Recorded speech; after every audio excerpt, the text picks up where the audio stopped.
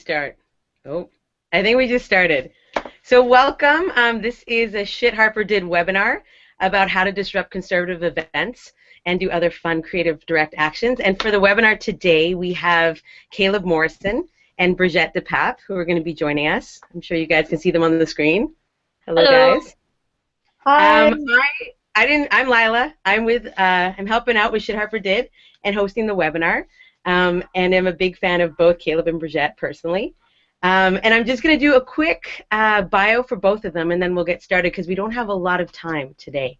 But before we get started, I just wanted to acknowledge that all three of us who are speaking with you today are all living on unceded Coast Salish territory, and just want to acknowledge those territories, and we're really honored to do the work we do on those territories. And we will be putting, you guys will have the opportunities to ask questions a little bit later. If you just go to the bottom of the screen that you're looking at, there's a little chat box, and we'll take questions if we can, if we have enough time later in the webinar. And first, we're going to let Caleb and Brigitte just talk a little bit about their experience. So to get started, we're going to go with Caleb first. Caleb is a climate justice organizer from Vancouver and unceded Coast Salish territories, and they've worked with a whole bunch of different amazing groups like Rising Tide, Kathy Rebelde, and the Unistoten Solidarity Brigade. They've been involved on Burnaby Mountain, resisting pipelines, and also a few months ago we had an oil spill here in Vancouver, and Caleb took part in some really neat jamming of a press conference with Industry Minister James Moore. So whether they're on Burnaby Mountain holding it down or growing food for resistance movements and frontline land defenders, they have a lot of experience when it comes to direct action. Brigitte, who we're going to be hearing from later, many of you know as the Rogue Page, and she got to be quite famous by holding up a Stop Harper sign in the Senate and losing her job for it. She's also an amazing organizer and has done a whole host of direct actions from the G20 to the Alberta tar sands, and right now is working on getting out the youth vote with the Council of Canadians. So again, thank you guys for joining us. Caleb, I'm wondering if you can start off just by maybe talking a little bit about... Nope, you're just cutting out. I didn't hear the end of the question. Try one more time. Well, we just want to know, like, tell us a little bit about your experience with direct action. Cool. Yeah. Thanks for inviting me. Thanks for the introduction. Yeah, I've been working with some groups in the city mostly for the past 2 and a bit years, and doing actions and rallies and stuff like that, different sorts of solidarity stuff. I think we can talk about a couple actions specifically and trying to fit into what this webinar is about. I thought the James Moore action that you just mentioned maybe fits best with that.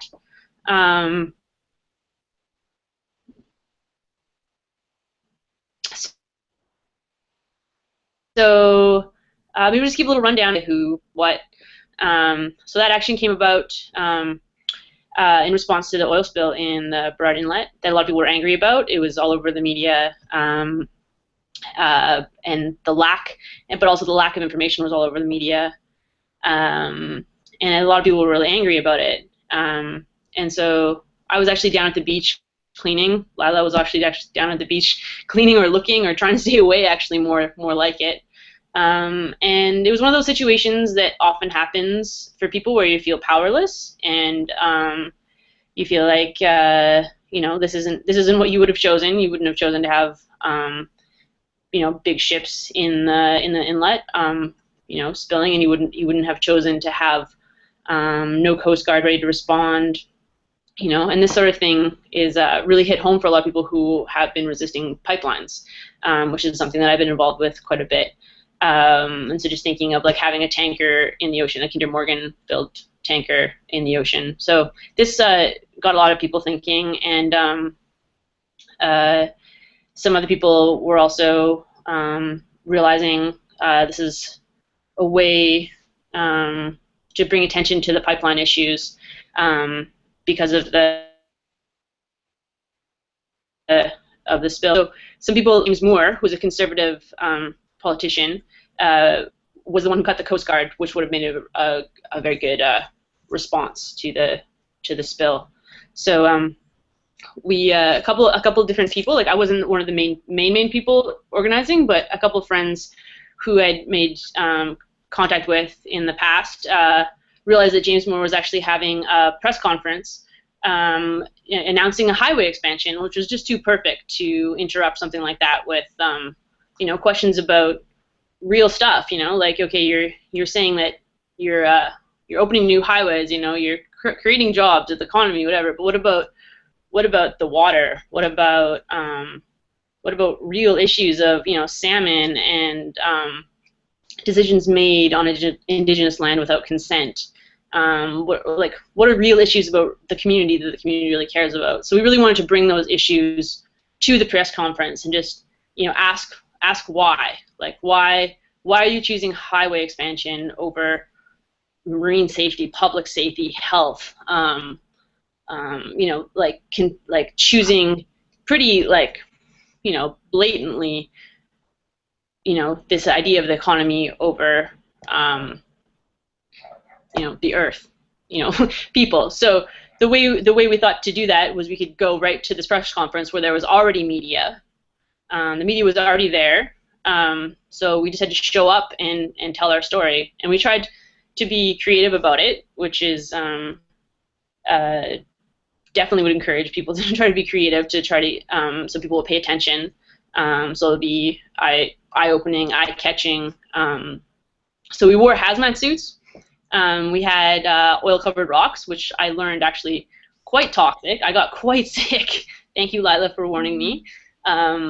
Didn't quite do it fast enough, but yeah, they were toxic. So important to have people you trust to work with. So we talked and came up with a plan of the best way to approach the press conference and get our message out. So we were able to come around the back, had it organized with photos and video. So that's really important to make sure you're able to capture the right image to tell your message. There are cameras there already, so they were able to do that for us as well. So we're able to hand an oil-covered rock to James Moore, or try to, and ask him like why. Like, is this clean? Like, so not enable them to deny something like that. So that's really important for an action. Just like have information that's like undeniable. Have facts. Be ready for questions. Be knowledgeable about what the issues you're talking about, because you're probably going to get questions. So yeah, like I think some actions like that often you get critiqued about them, about the way you did it, or what you're saying, that you don't know what you're talking about. So it's really good to be prepped. So yeah, I think I don't know, from one thing, I think maybe a couple of things that come out is just look for opportunities to really to bring your message, and be creative. Work with people that you trust. Bring evidence, and make sure you're really bringing the message that you want portrayed. That's often not. I hope that's helpful. And I guess quick question for the folks who don't know really, how did the action end up going in terms of the media response and Minister James Moore? Well, it was actually people were very confused at the beginning. People just showed up in hazmat suits and they didn't understand at the beginning what was going on. And then people were intrigued and interested. James Moore said some, sort of, I can't remember quite what he said, but he kind of made himself look pretty bad, actually, that he didn't want to touch it. And yeah, we got a little bit of media on it, and people were interested. They weren't angry. Like we weren't trying to shut down anything, or weren't doing anything particularly in your face. Well, it was in your face. We weren't particularly scary, so it was pretty tame reaction. And then later on, there was a press conference at James Moore's office, which was actually the pre-planned thing. So it was a pretty cool connection. I mean, diversity of tactics type thing there, where we had more of a direct action, creative sort of thing. And then we also had like a very above ground press conference so that we really got our message out twice in different ways. Mm. And one thing I know, some of us were part of the press conference. We've been organizing that for a week, and then we found out the day before that James Moore was going to be at his own press conference, and so it was really neat that you guys got together so quick and actually put down that other action, because sometimes you have to go to where they are. Yeah, exactly. Do you have any other words of wisdom, just in terms of actions you've done? If someone wanted to kind of step it up, and let's say Bird Dog a candidate on the election trail, anything you'd want to add? Sorry, what on the election trail? If someone wants to, let's say, disrupt a Conservative event or follow around a candidate on the election trail, do you have anything you'd like to suggest or recommend? Think it out. Like, think about what are hard-hitting messages or something that the community will resonate with. Like look for something that there's a broad community connection with. Like for example, with the waters again. Like, people love the waters. All, like, from every generation, from every class, they connect with the water, and that often happens with salmon. Salmon's a really big connection. It happens, with Christy Clark action we fracked Christy Clark's lawn. I think that was really that really shook people up, because they're like, that's her home. We can't go through it. That's her home. But that was purposeful, because she's allowing companies to frack other people's homes. So that was try to think of like things that really would resonate with a lot of different people, and couldn't necessarily just be pushed away as like, oh, the radicals, because that can be really easy for people to do. People can just be like, oh, there's the radicals. Be like, but have really backed up why you're doing it and what you're saying. So just try to be prepared, but also run with it. Have fun. It's extremely empowering.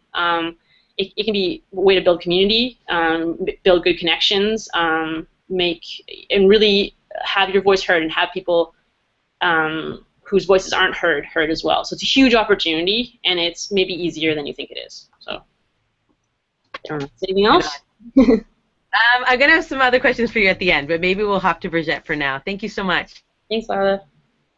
So, Brigitte, I guess similar for you, it would be great if you could speak about, if there's an action in particular. I'm sure people want to hear more about kind of what went behind the Senate action, but kind of if you have anything to share about how that was done, and kind of the challenges, but also the tips and what allows you to do it, would be great. Awesome. Okay, thank you so much. Thank you. I'm so grateful to be on the webinar with Lila and Caleb, who are two organizers that I really respect and admire. And thank you to each of you for your interest and for your heart in wanting to do some kind of direct action. That's really inspiring. We know that the election is a really close race, and so it's great to know that there are people here who want to, step it up and take direct action. For me, the initial action in the Senate was something that, I had this idea one night that I wanted to take action, especially around climate change. I was really concerned about, but also just the general direction that the Conservative government was headed in. And I knew that the speech on the throne was coming up, so I figured that was a really good window to do some kind of action. And so the media was already going to be there. So that's one tip that might be useful, is thinking about, events where the media is already there, because sometimes it can be really hard when you host your own action and then the media doesn't show up. So that's why, that's one really great thing about bird dogging, is the media is already there, and then that's your stage to take action. So then after having the idea, the second major part was, building a team.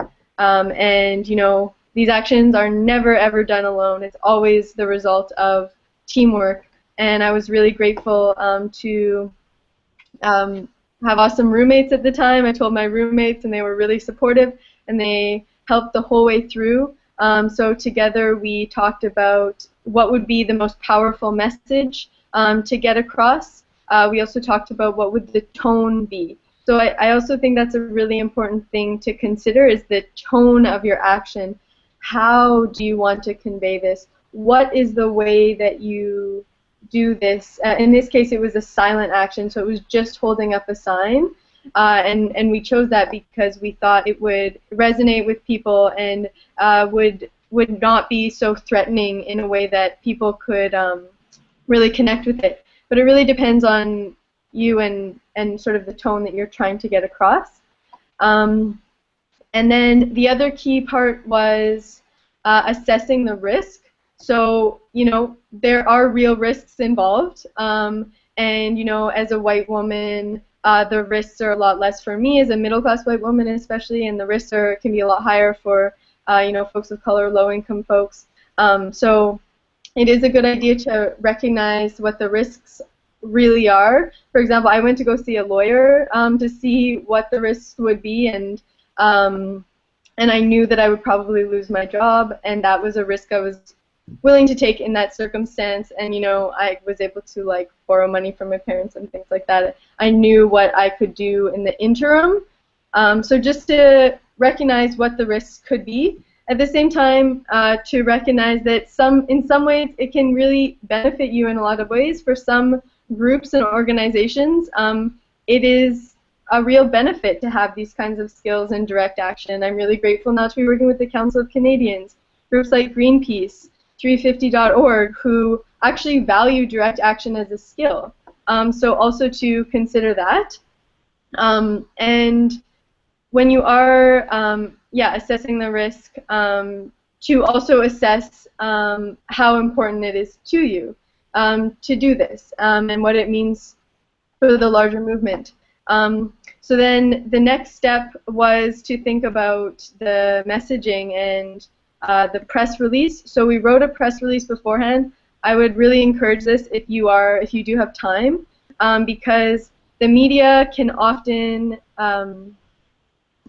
you know, they're also pressed for time. So the more you can kind of do the work for them and essentially like write the news story for them, the more likely it's going to be the kind of message that you want it to be, that they're going to tell the message you want it to. So, you know, be prepared with like quotes on the press release of the message that you're trying to get across. Even having like 3 main talking points as well to think about for interviews after can be really helpful. And also to think about what is that image that you want to see in the paper the next day. What does the image look like? And making sure that it's clear and it conveys the message that you want to get across. The other thing is fear. Like, that was really a big thing for me.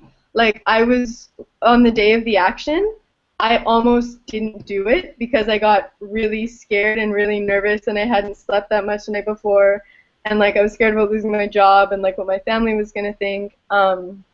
And I'm really lucky. I felt really supported. Having a really strong team really helped. You know, knowing that I had a friend who was in a coffee shop who was about to send on the press release, that really helped. Knowing that just thinking about the people who are really impacted by Harper's policies and really centering yourself in that and remembering why you're doing it, that for me is what kind of gave me the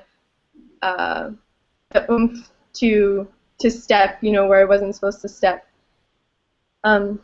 Yeah, and then after that, it was very empowering. It was probably one of the best moments of my life. Even better, though, was taking direct action with other people a few months later in Durban, South Africa, when the conservative government pulled out of Kyoto. That was amazing, and you know, since then, being part of many other nonviolent direct actions, disrupting when the leader of the Wild Rose Party cast her ballot. This is maybe an interesting opportunity when the leaders of political parties cast their ballots.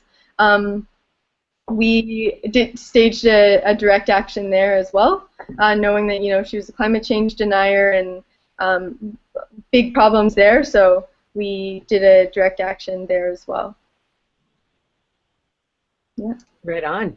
So you both have brought up really good points for people listening in terms of, kind of trying to use the media when it's there, having really clear, hard-hitting messages, the fact that these actions involve teamwork and it's not just about one person, and that's so important. And a whole other things about risk and kind of making sure that you know what you're doing and why you're doing it. I guess one of the reasons why a lot of folks are sometimes a bit afraid to do these actions is because they're afraid of confrontation, or they have concerns around arrest and things like that. And I wonder if you could just share a bit more. Brigitte, you started touching on this, and maybe Caleb wants to add a bit too. What kind of gives you the strength to kind of persevere through that? Brigitte? Do you want to go first, Caleb? I'll go first. I'll go first. What keeps pushing through the fear, like what Brigitte was saying, I guess. Yeah. Yeah. I think I feel motivated by the destruction I've seen, the oppression I've seen, the things I've seen as a result of, say, Harper's rule, Harper's regime. Anger, I think. Anger definitely drives me, and I feel like it is. I think action is a good way to deal with your anger. That sounds bad. Is a good way you can you can use your anger in a good way, and you can instead of using your anger in harmful ways, you can use it again to build community around solutions, or build community around what your message, what your goal is, what your idea is. Yeah, so definitely, like I think of people I've met who have been directly affected by industry, by toxic water, by fracking, by especially indigenous people on unceded lands who have been saying no forever, who have been completely screwed over. That is really motivating. So I think when you're in that place and you're saying, you're risking, again, as a white person, like Brigitte was saying, like my risks are quite low, and again, like Brigitte said, having friends to back you up, and knowing, say if you get arrested, that you have a plan, like your house is taken, your place is taken care of, your cats are fed, you have someone to call your mom, people are going to follow up on you. So I think that's really, really important, is to have a community who has your back, who knows what you're going to be doing, who understands. And it's good to also to have those friends to talk through with things with, and who are on the same page as you. Just be like, does this make sense? Is this too far? Is this too dangerous? Is this the time? Like, I'm sure there are always friends who will say, no, that's too dangerous, you shouldn't do that. But good to have a good community of people who think about along the same lines, but it can also, say, that's too much, like maybe you should rethink that. That's good to have those friends who are just like, maybe you should check yourself, But yeah, good to do some, some just conversation around risks and stuff. Yeah. Brigitte, you want to add anything to that? Yeah, I think Caleb really covered it. There's one poster that really stuck with me. It was in our house, and it's a G20 poster, and it essentially says, solidarity is stronger than fear, and it talks about, the more they try to imprison our spirits, the more we will mobilize. So just recognizing that this is part of a long tradition of, people taking action and finding courage. Courage is contagious. Like I find when I hear about people who are, like for example, when Caleb was sleeping on the mountain for very long time, that was so inspiring and courageous. Like courage is contagious. Like the young, like Mrs. Universe, who just called on people to vote against Harper. Like that was a really courageous move. And I think that courage is contagious. So just drawing strength and finding inspiration from friends and from people in our community. Great. I'm supposed to be taking questions from the audience right now, and I can't seem to see those awkward. So I just want to apologize if folks have sent them in. We're trying to work on some technical glitches. And until I can see them, we might just keep chatting. So hopefully I'm telepathic. I can just divine what questions are being asked right now. I guess a few other things. You're doing some kind of disruption of an event. And again, some of these are arrestable and some of them are not, right? Like we always assess our risk and you don't necessarily know what it's going to happen, but there are low risk actions and there are higher risk actions. But I wonder if either one of you would like to speak a bit to security culture and how to keep things kind of hush-hush so that when the action happens, you actually have the most impact. Bridget? Yeah, that's a good question. I think it depends. It really depends on the action. If you are wanting to do a surprise action where you're disrupting an event, it is super important to really keep it under wraps with a very small group of people. Turn off your cell phones, you know, or else it's very possible that people will find out about it and security will already be there when you get there and you just won't be able to do the action. So I would say as much as possible, you know, and it depends on the action as well. You know, in some other instances you don't need to consider that so much, but if it is like a surprise action, it is important to be aware of security culture. Yeah. Yeah, security. It is an important thing, especially just for like just for the fact that if they found out and it got to the cops, you know, then you could not be able to do the action. I think right now with my life, I've been frustrated with sometimes the security culture gone out of control, which basically stifles anything that anybody ever thinks of, and you know, it has to be hush hush. Nobody talks, like nobody trusts each other, so nothing ever develops. So in the past like 6 months or something, I've almost like been like screw security culture. Let's just do some things that are like, you know, semi above ground, and if somebody finds out about it, maybe we won't be able to do the action, but at least we were able to organize an action, you know. So definitely you have to use security culture for sure. Which, I mean, I don't know how many people who's watching, but like security culture just refers to like how I'm not gonna be able to explain it. How hush hush you keep it. If you talk about it over email, if you talk about it over the phone, like who you're talking to, who you trust, how closed the circle is. Yeah, so you definitely got to weigh the pros and cons of being very obsessed with security culture, because yeah, it can end up causing a lot of distrust and mistrust among community members, and cause sort of this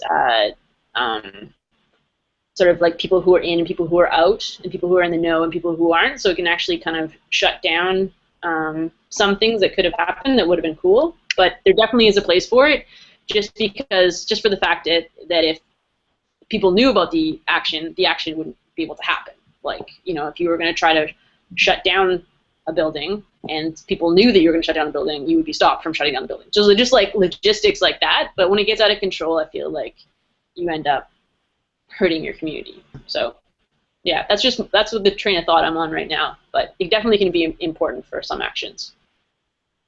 Right. And I guess just for the folks listening, if you are trying to, let's say, greet Harper on his way through your town, or do some creative action at a conservative office, don't make it a Facebook event. It's just simple stuff like that, you know, like talk to your friends, keep it on the down low, and then you actually get to do your action. Whereas if you make it a Facebook action, you show up to an empty room or an empty office, or you never get in the first place. So it's about channeling your inner child sometimes and trying to make some mischief, I guess. Keep it a secret and have a good party with your friends.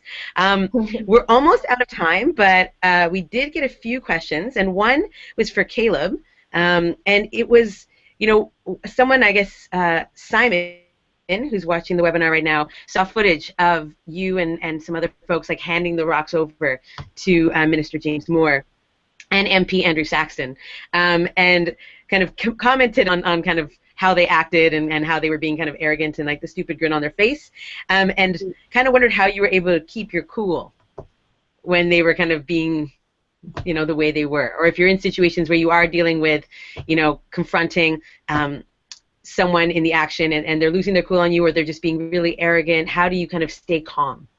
Well, I don't think I totally stayed calm. I definitely, I was angry, and I told them that I was angry, and I told them that this was ridiculous and this is not acceptable. I definitely wasn't. I definitely didn't take my emotions out of it. I think emotions are really important in this sort of thing. So I didn't pretend that that was fine, that I was doing business. Like I was angry. This is not okay. Like this is not okay. And that's like, emotion is really important. So, but in terms of like, I did not throw rocks at him. I think I was prepared. I mean, I think I was prepared for that reaction. That's what I assumed. So I think I walked in there assuming that they were going to be assholes, and that they would play to the media, that they would brush it off, that they would have an excuse. And I've seen this before from other people's actions. I've seen this from my other past actions. So yeah, I wasn't surprised. I had and I had some time to think about it, and some time to prep, and I also had friends there with me who I could vent with after. And yeah, just try not to take away from the message of the action by bringing violence to that scene. Yeah. Brigitte, do you want to add anything to that? Being so close to Harper? I think good. Yeah, good point about emotion. Like, I think it's important to think about too, kind of how you want to react. So thinking about different possible scenarios and before it actually happens, and how you're going to react. So say, for example, if the security guards take you, how are you going to react? Are you going to just let them take you and go with that, or are you going to kind of resist arrest, and how is that going to be portrayed? And just to consider that beforehand so that you're ready when it happens. Great. Still haven't gotten more questions, so I guess just before we end, is there any other pieces of advice you'd like to give for folks? And just to kind of recap, we're trying to inspire folks to step it up. We have about 4 weeks left in this election, and we have all these political candidates roaming around, spinning lies and all the beautiful things they like to say to the media. And so if you have any advice on how people can kind of keep the pressure up, greet Harper in creative ways, and also keep really critical issues in the media at this time, it'd be really great. So maybe Brigitte, go first. Sure. Yeah, it is really close, and we're just over 30 days until the election. So we are really at crunch time right now, and the next 30 days are going to decide, the next 4 years potentially. So stakes are huge, and we need to stop this government from further destruction. And so I think that it's been really inspiring to see people already starting to disrupt conservative events, like we saw in Nipissing, which was 18 votes last time. It was so close. So it's totally possible to get a progressive in. And we saw someone who wore a shirt that said, "Water, not Harper." So really inspiring, and seeing, Sean, in order to call for refugees being welcomed, wearing a shirt, disrupting a Harper event. So it's starting to happen, and so I think it's inspiring to see that, and I think